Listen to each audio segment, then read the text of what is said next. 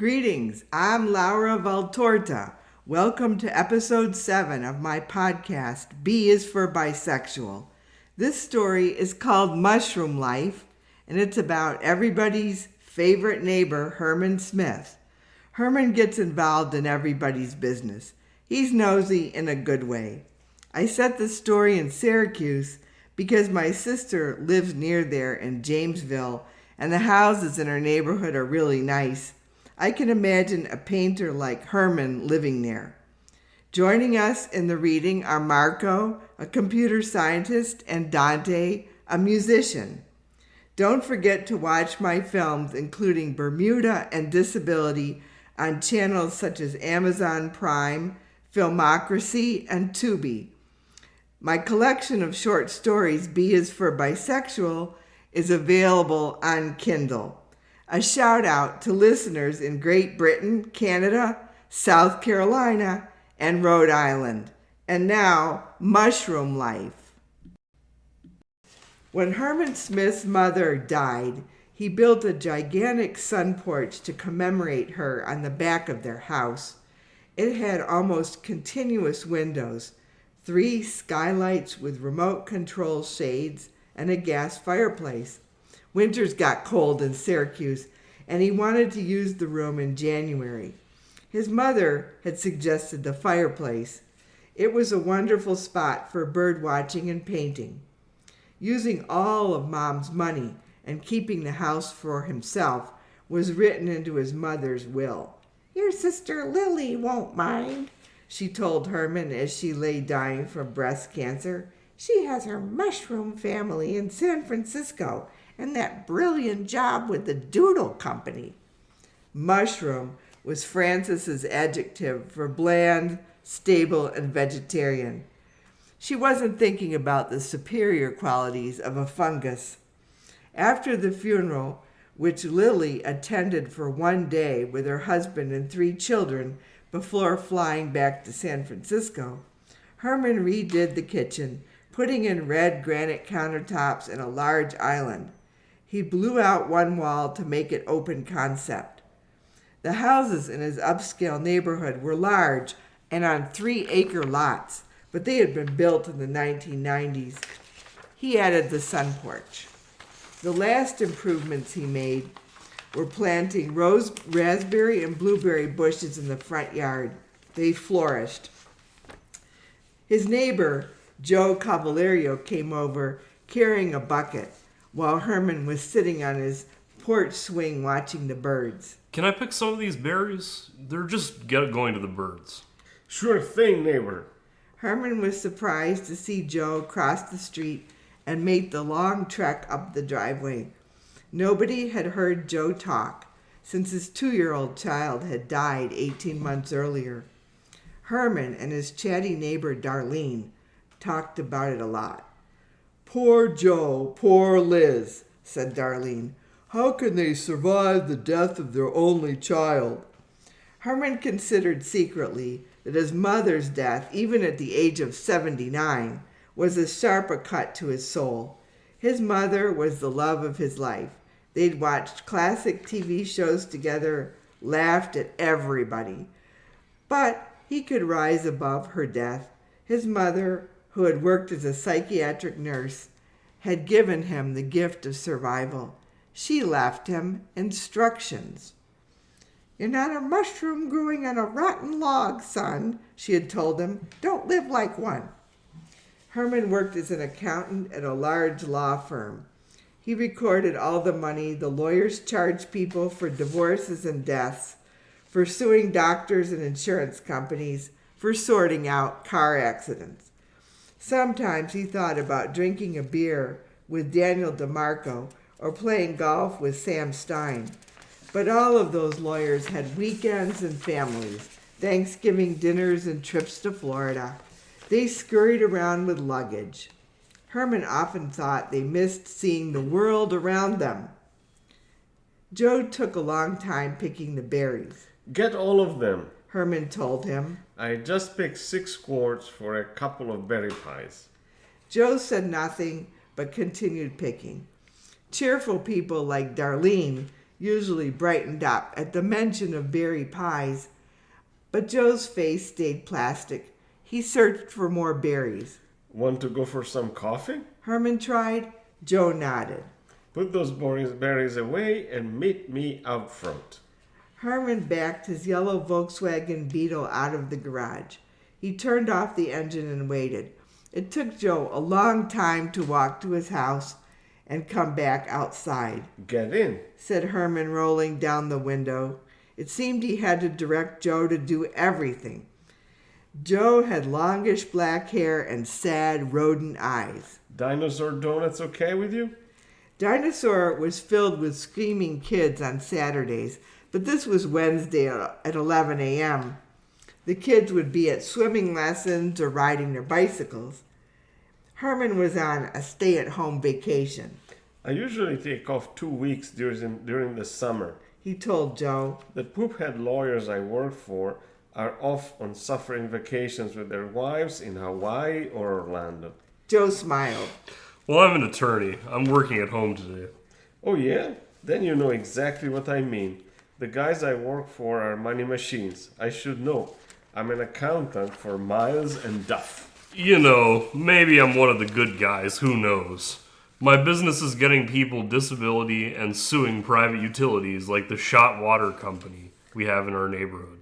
Herman rolled his eyes. My mother and I would have avoided this neighborhood if we'd known about the private water.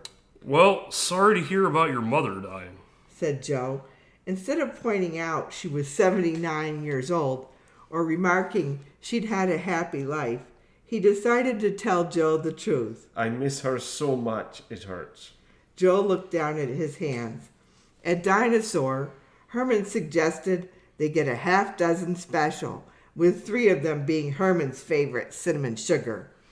Joe's half were coconut creme. They both got black coffee. A girl waited on them. You know, my wife still cries about our baby daughter Bethany every night, said Joe as they sat down. Herman shook his head. I don't know what to say, except I wish my mother was still here. I wish she could live to 105. Joe bit into a donut. How do you manage without her? I see you're not married. No, sighed Herman. I prefer the single life. No interesting men around. All of them are married and boring. Joe set down his coffee and narrowed his eyes. Was the homosexuality some kind of a surprise to him? Herman wondered what Joe imagined was going on here. Herman was a 55-year-old single man who lived with his mother. Duh. Of course he was gay. Don't tell me you're a Republican. No. Said Joe. Independent. Well, phew. I thought maybe I'd have to lock myself back into the closet. Catholic upbringing. Said Joe. I just have to stop and remember we're not living in the Middle Ages. Yeah, the Middle Ages were only alright for guys if you were the king of France. Said Herman. Or a priest. Joe gave him a blank look. Don't worry about it, Joe. They sipped their coffee for a few moments. How do you get along without your mother? Her name was Frances, said Herman. She left me a set of detailed instructions for survival. You're kidding. No, I'm serious. 2 handwritten diaries, 150 pages each, and they tell me what to do. Make me laugh. So what does it say? Joe's eyes brightened so that they became more like marbles than a mouse's eyes. First, it detailed the changes I should make to remodel the house. I'm through with that now. She wanted white marble, but I used red granite for the counters. She said to avoid below average people. Then she told me to beef up my art. What kind of art? I do acrylic paintings. Mother loved my work. Are you any good? I think so. Portraits, and I paint fast. See that woman over there? Herman pointed to a wild-haired woman with donut and coffee, frowning over the New York Times. I could paint her this afternoon. No way. You're talking about a cartoon drawing, right? No, an actual painting. Well, I have to see this. My wife is redoing her workout studio. She won't be home until 10 p.m. I've got nothing to do but watch you paint. It might not work, said Herman. I'm nervous about people watching. Let's make it interesting. If I think the painting is good, I dare you to bring it back here in 2 days and put it up for sale here at Dinosaur Donuts. Joe gestured toward the walls. See, they sell artwork here. 4 sad pictures of donuts and coffee hung on the walls for $300 each. Okay, I'm game. My work is better than this. And you have to let me set the price. I'm taking 10% off the top. Oh, so you're becoming my broker. I've never sold a painting. Either we'll get rich or we'll have a good laugh. Back at Herman's house, the sun porch was littered with canvases and empty tubes of paint. Let me clean up, said Herman. He set aside a sketch of a funny-looking woman with her mouth open, gesturing. That's Darlene Dufour, right? Said Joe. Yeah, Darlene's a good neighbor, but she's not very inspiring to paint. I've been working on her since last Christmas. Man, that flat blonde hair, that open mouth. Said Joe. Not very picturesque. Mother called her a bottom mushroom kind of woman. Joe himself had the kind of swingy black hair that Herman did desire to paint. He wondered what Joe looked like with his clothes off. You keep in shape, he remarked. Well, my wife owns a gym, so whatever. We're not allowed to eat dessert at my house. Herman shuddered. I need to get busy and paint. Herman remembered the stern look of the woman at Dinosaur and her frizzy brown hair. Joe's challenge was giving him energy. It would be fun to actually sell a painting. His mother's spirit would approve. Using a blunt black pencil, he outlined Reader Woman holding her newspaper, exaggerating the hair into a cloud of confetti. Instead of looking down at the paper, he positioned her staring at them and frowning. She had coffee and donuts next to her on the table. She wore flowered pants. Joe left Herman alone during the sketching and made coffee. When he returned to the sun porch with 2 mugs of coffee and a plate of graham crackers, the sketch was roughed out. Wow, you are fast. Herman thought about hugging Joe, but he stayed back. This Cavallerio was a married guy and in perpetual mourning. Better not to ruffle his duffel bag. All that afternoon, Herman worked on the painting. He had secretly taken a photo of the reading woman with his phone, but he almost didn't need it. The memory of her sharp features and stern face was vivid in his mind. She had a straight, determined nose. They stopped at 6 p.m. for dinner.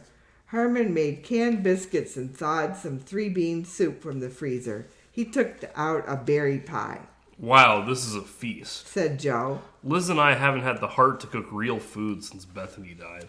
That must have been unbelievable, said Herman. Pneumonia, said Joe. I think I brought home the flu from my office. I probably killed my own daughter. You didn't kill anybody, said Herman. You loved her. They slurped up the soup for several minutes. Yeah, life is pretty bad sometimes, said Joe. My mother encouraged me to enjoy life, said Herman. But she never had a 2-year-old baby die. My father died, but he was 49 years old. Death of a family member is always unbearable, said Joe. My family was no help at all. My mother said, have another one, like Bethany was replaceable or something. Wow, nobody could replace my mother, said Herman. After dinner, they sat together on the couch, facing the canvas of Reading Woman and drinking wine. Herman considered how to continue. The face was looking too severe. He decided to soften the eyebrows. He sketched in the newspaper, coffee, and donut. For all we know, this woman drinks coffee at Dinosaur every Wednesday. I want her to like this painting, even though she isn't smiling. She might yell at us, said Joe. Or sue you for using her image. Thanks a lot, said Herman. I could always burn the canvas.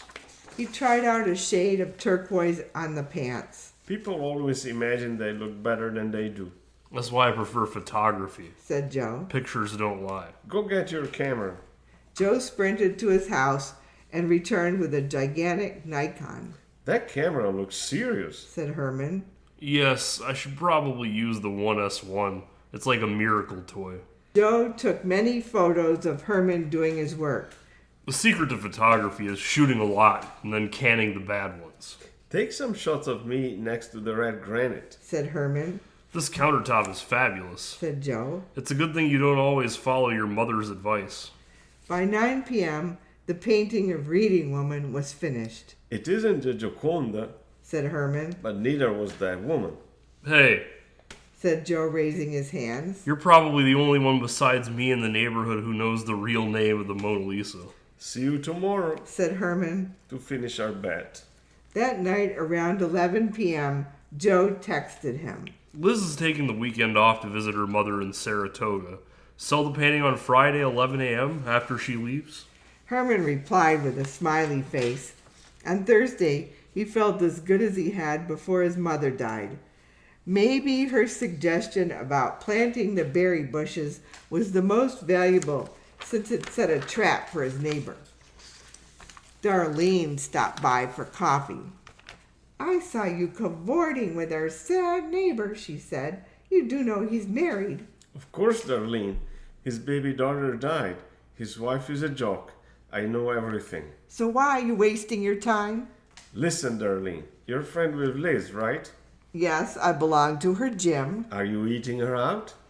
Darlene took a moment to think this through. Then her face screwed up like a freckled balloon. You don't have to talk dirty. Isn't that what you were doing with me? I guess. My feelings can be hurt. Herman, I'm sorry.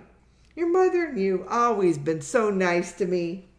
Herman bowed, but he felt sorry that his spirit was reduced to his sexuality. He wished Darlene had not swallowed the last slice of berry pie. The next day, Joe arrived around 11:15 in the morning, wearing a slouchy outfit and open-toed sandals. Herman thought that if Joe were his partner, he could tell him how to dress. He was basically a handsome guy, but those shoes!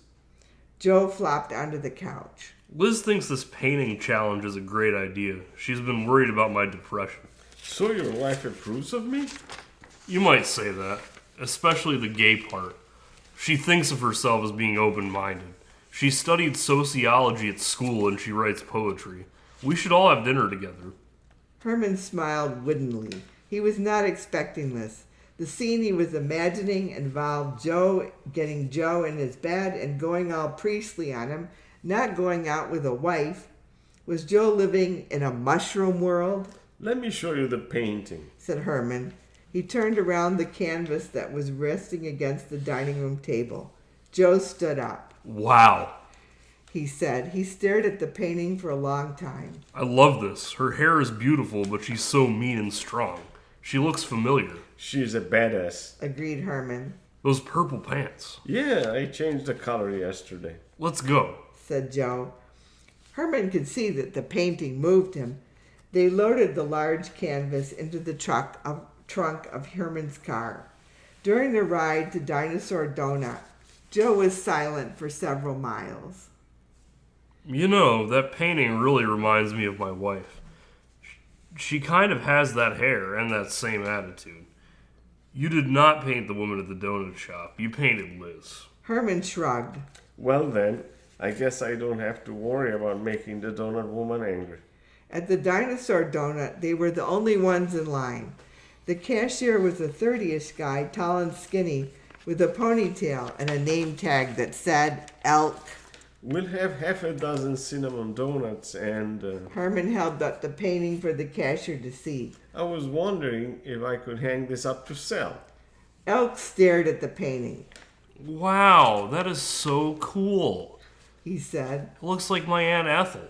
Do you think you could sell it for me? Fucking A, said Elk. Luckily, I'm the manager of this dinosaur, so I can approve you putting it on the wall. The price can't be above $500, though. Sorry, company policy. You know what? Joe butted in. We don't want to sell it. I'm going to buy this painting. We'll bring you something else next week. Oh, I'm sorry. The picture has to include donuts, said Elk. Company policy. Herman and Joe found a square table with room for the painting. Are you sure about this? said Herman. Yeah, I'm sure. I'll pay you $500. I think Liz will love it. No, it's a gift. I'll paint another one to sell here. I'll create a portrait of Elk. Joe smiled. Good idea. You can include the display case or him handing over a box of donuts. Elk looks like a character. Said Herman. Dinosaur man. By the time Herman's summer vacation was over, he felt as though he was the master of good deeds. Joe was smiling a lot more, and it was because they were friends. The portrait of Elk was a big hit, and Elk offered to buy it for $300. Herman gave it to him for $50. It was the first picture Herman had sold, and he was proud of its cartoonish pools of color and exaggerated realism. It reminded him of an Alice Neal painting, maybe more modern because of the dinosaur donut background. Herman was attracted to Elk, but he hesitated to make a move. Elk was a 30-year-old donut manager, what his mother would have called a turkey tail fungus, the kind that stuck to the side of a tree stump. Let's have dinner with Liz. Herman suggested. He felt like a god of largesse. They were having donuts and coffee. Joe smiled and shook his head. Sure, but it can't be only the three of us. What about Darlene? What about her? I mean, Darlene is our neighbor. She's all alone, divorced. Herman set down his dinosaur mug. I might throw up. Oh, come on, Herman. You talk about Darlene all the time. I love to make fun of her. Well, that's something. Joe raised his eyebrows. Herman shrugged. Okay, let's include Darlene. But personally, I want to invite Elk. He smiled at the manager, who was wiping up tables and listening in. He's more my type.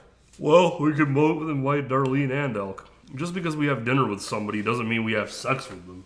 It does where I come from. Herman smirked. But my mother would not have approved of Elk. Well then, good thing she's dead. Joe smiled in a devilish way. When 5 of them went to dinner at Olive Garden, Herman couldn't help noticing there were mushrooms on the menu. Mushroom sauce, mushroom salad. Darlene showed up wearing a ruffled t-shirt and jeans with flowers stitched on them. Liz's frizzy hair was shaved off on one side. But the satisfying thing about the garden was how hard the other customers stared at them. They sat across from a squared-off family of 4, and the oldest child, a girl with straggly hair, couldn't take her eyes off of Elk and his long braid, or Herman's rings. Herman put his arm around Elk's bony shoulders, and the girl's mouth fell open. Oh my goodness, you'd think they never saw a hippie. Said Elk. Is that what you are? Asked Darlene loudly. Herman smiled. Don't ask us to get into labels, Darlene, because you might not like yours. You calm down, commanded Liz. We're all neighbors here, Sounds like you're teaching a class, Lizard. said Joe. Yeah, a class of kindergartners. They were served by a cheery waitress named Babette, who recognized Elk. I've seen you before, honey, Yeah, I run the donut shop next door. said Elk. I'm the day manager. Cool, maybe I'll come and see you sometime. Elk stared at as the waitress walked away. This happens to me all the time. Women like me because I manage a donut shop, you know? They want free samples. The job is a real chick magnet. Is that good? Asked Herman. Well, no, because I'm gay. After that, Herman's mood improved about 500%. He talked about how he hated his job at the law firm and how he planned to retire early, how he was saving up to travel to France and to Cuba, how he needed a travel companion. Are you dating anybody? Liz asked Elk. No. Said Elk firmly. I treasure my independence. I do not like to travel. I bicycle on the weekends and look at rocks and trees. I walk around in the snow wearing snowshoes. Herman's mood imploded. He felt his brain deflate. The day after the dinner at Olive Garden, Joe stopped by Herman's house uninvited. Herman dragged himself off the couch on the porch. He opened the door and swept his arm to guide Joe inside. Well, I have a new hobby, said Joe, heading for the kitchen. I'm analyzing people's lives and telling them what to do. Isn't that what you do already as a lawyer? Said Herman crabbily, his arms akimbo. Boss people around? Yeah, sure. I mean, I love practicing law. Now I'm expanding that bossiness to my friends' lives. Joe started heating up the water for tea. Well, go on. Said Herman. Since you know everything, tell me what to do. I think you should date Elk, but not move in with him. Don't take him to Cuba. That's number one. Okay, I get it. What else? Take Darlene to France. Herman made a gagging noise. You can't be serious. Darlene, I hate her. You don't hate her. I'm not saying have sex with her or imitate her wardrobe. Just use her as a traveling companion. You mean a beard? I don't like using beards. I don't even know what that means. But with Darlene, you won't have to travel alone. Jesus, she'll wear polyester, big hats, and talk my ear off. You can handle it. I might have to pay for her plane ticket and separate hotel rooms. Oh, and another thing. You and Elk need to go out into the woods this weekend. Search for mushrooms. And when you get it back home, sit with Elk in front of the fire. And burn your mother's notebook. The end.